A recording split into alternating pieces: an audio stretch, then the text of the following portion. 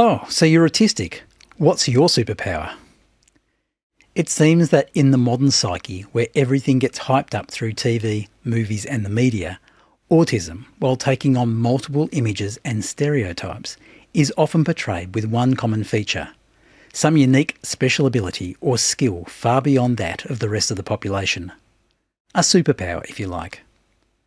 So do all autistic people have hidden superpowers? And is this narrative affirming or damaging to autistic people? Let's chat about it. Hi, I'm Phil, a late diagnosed autistic older adult, and it's my goal to advocate for autistic people by spreading positive information about autism and by sharing a few of my own stories along the way. When many people think of autism, one of the first images that come to mind is Dustin Hoffman's character Raymond Babbitt from the movie Rain Man, who had both very characteristic traits of more classic autism, such as repetitive speech, atypical eye contact, and other social interaction differences, as well as Savantism. This characterisation, combined with the success and reach of the film, had the effect of giving autism a human image.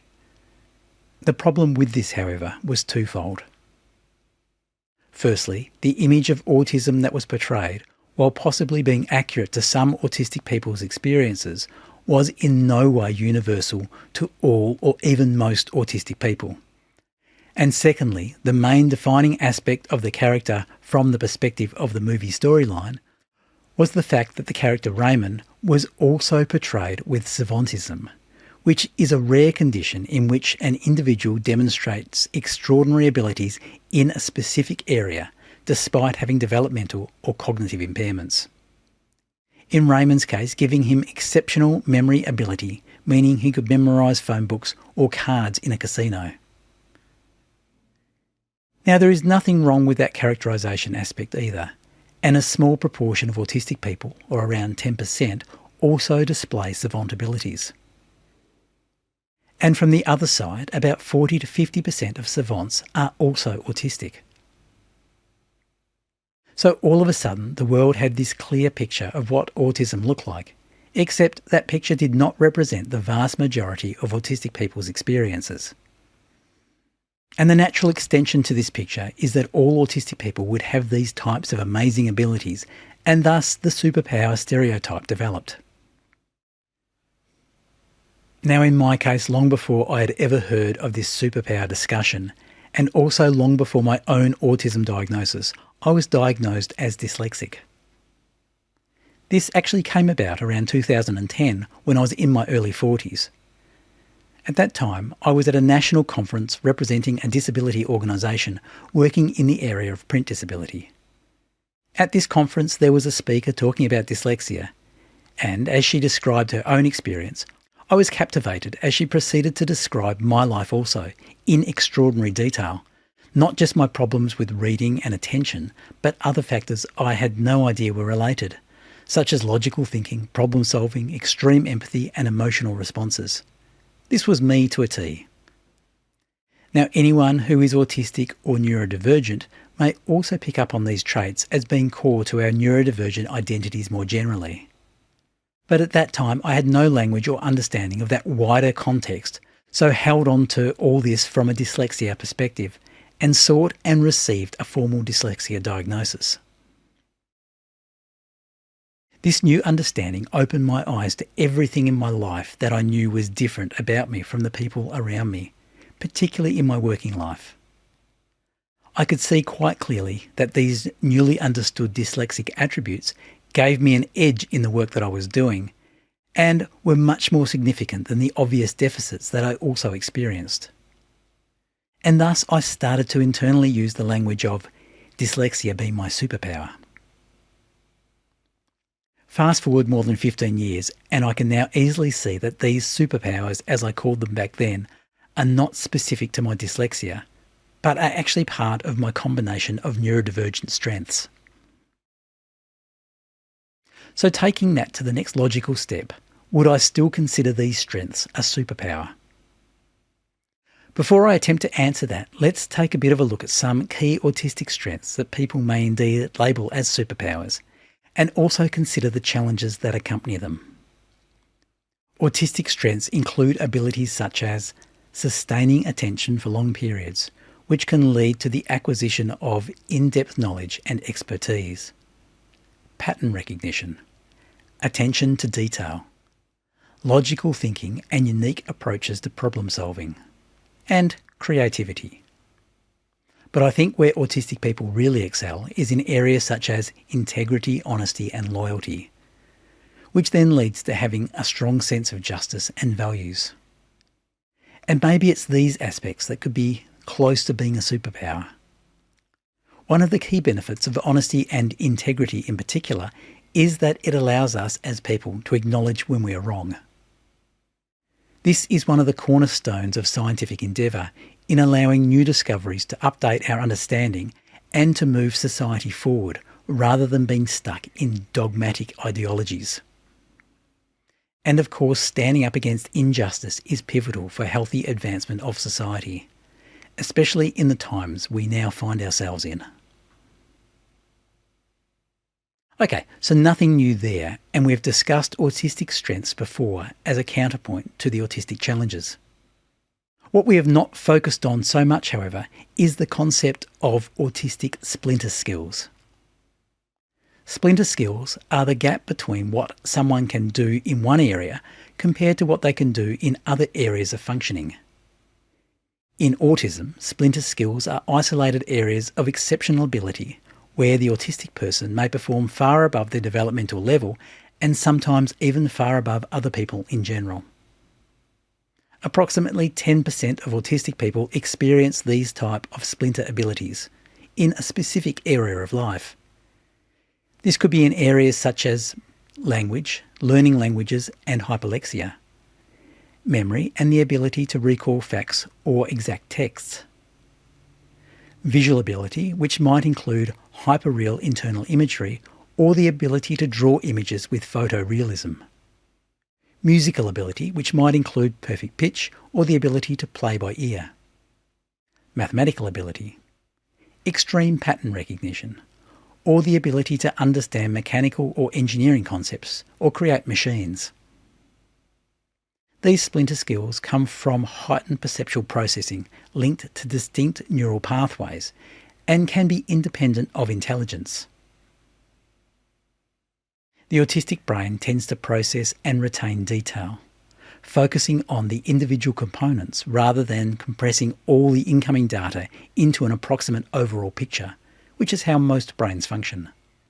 This is sometimes known as bottom-up thinking, and explains why autistic people are often strong with pattern recognition. The trade-off with this style of thinking can be processing delay, with so much detail needing to be processed. That moment where the autistic person dissociates for a second or two while the brain clears its cache, much like the spinning wheel icon on a computer while it processes. While these splinter skills are also often exceptional, they are not as rare or extreme as those with Savantism. A more general way that this might be described is that autistic people often have a spiky skill set, being exceptional at some things but challenged or struggle with life more generally. And actually, for many autistic people, this spiky profile describes autistic life patterns when compared to neurotypical life, even without the exceptionalism. Okay, so the splinter skills are starting to look a bit like superpowers, right? Well, let's hold our thoughts on that a moment longer, because we also need to consider the challenges that come from the other side of this spiky skill set. As I alluded to earlier, autistic people often, if not always, have co-occurring conditions that make life more challenging. This can be in the form of learning disabilities, such as dyslexia, dyscalculia, or dysgraphia, but often also include other forms of neurodivergence, such as ADHD and Tourette syndrome. And approximately 30% of autistic people also experience intellectual disability, leading to more complex support needs. Added to this is the overrepresentation of mental health conditions such as anxiety, depression, OCD, bipolar, eating disorders, sleep disorders, and schizophrenia. and likewise an overrepresentation of other health conditions such as epilepsy, gastrointestinal disorders, EDS, POTS, and dyspraxia. Now, while none of these co-occurring conditions take away from the autistic strengths or splinter skills, they add to the fact that autistic life can be challenging, even beyond autistic-specific traits. And of course, a discussion on autistic superpowers would not be complete without at least a brief mention of the concept of over-excitabilities. We discussed this in some detail in my recent podcast on positive disintegration and why life gets harder after an autism diagnosis. So I'll leave a link to that podcast in the description. But in brief, over-excitabilities are reactions over and above average intensity, duration or frequency, and are often seen in neurodivergent people more commonly than in the wider population.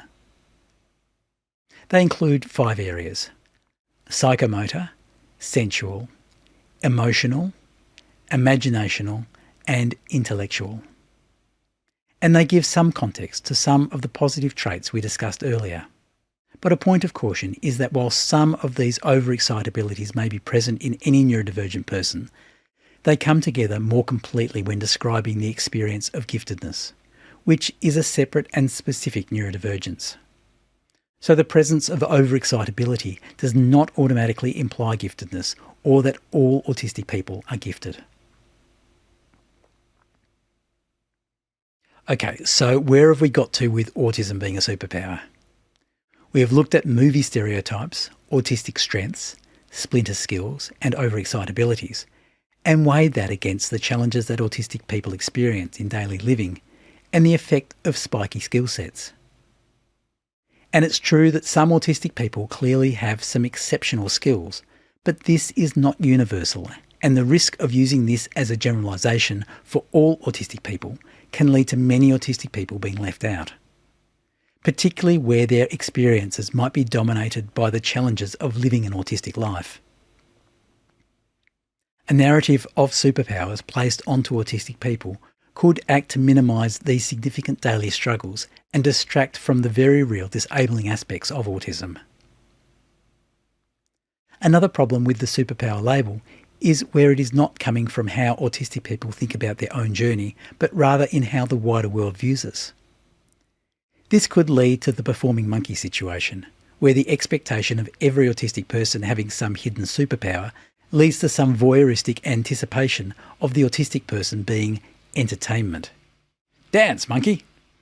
Which is the approach of movies and TV, as they are all about ratings and entertainment rather than real life. But, and this is also important, I am all for autistic people celebrating their own lives in ways that feel right for each person, and if having an internal narrative of positive attributes as being superpower-like, then that is their call. And in saying this, I think autistic people of all abilities may choose this about something in their lives that they see as a strength, and not just limited to high IQ or gifted autistic people. And I know this was key in me choosing the superpower internal narrative about my dyslexia before understanding my wider neurodivergent context. The observation that I had unique skills that the intelligent and talented people around me did not possess. Not more intelligent or more talented, just different. That which allow autistic people to see their own lives through a personally affirming lens of their choosing is their choice and totally fine. But where I would urge caution is where we as autistic people who do not have co-occurring intellectual disability might use labels such as superpowers as a way of distinguishing ourselves from other autistic people who we might view as less able. I think that would do much more to divide the autistic community than to unite it. But I have not seen any evidence of that personally. So I guess at this point I should give a final opinion about the autistic superpowers narrative. The original title of this podcast was going to be Autism is not a superpower, as I'd seen other podcasts strongly advocating that view, and I agreed with their thoughts. But in diving deeper, I've seen other presenters gently using that language as an affirmation of autistic people. particularly those with significant daily challenges and higher support needs, to celebrate the positives in their experience. And I can't disagree there either. But likewise, telling an autistic person with higher support needs that they have a superpower could be dismissive of their reality. I think the answer is that it has to be person-led and not black and white, and not used as a comparison between autistic people. I no longer use the superpower language for myself, but I won't stomp on someone else who chooses to do so as an affirmation in their own self-narrative. But I think if I was to use the superpower narrative to describe autism, it would be about the features that are common across autistic people of all intellectual abilities and support needs. Things like integrity, empathy, honesty, loyalty and justice, as these are superpowers that can quite literally change the world. Okay, so that maybe is not where I thought this discussion would end up when we started. I know this topic has very different and opposing views within the autistic community. Hopefully we have managed to cover both sides and give some context around why the views might differ. If you're autistic, then be authentic to who you are. And if you are an ally of an autistic person, then let them guide you with what feels right with their autistic identity.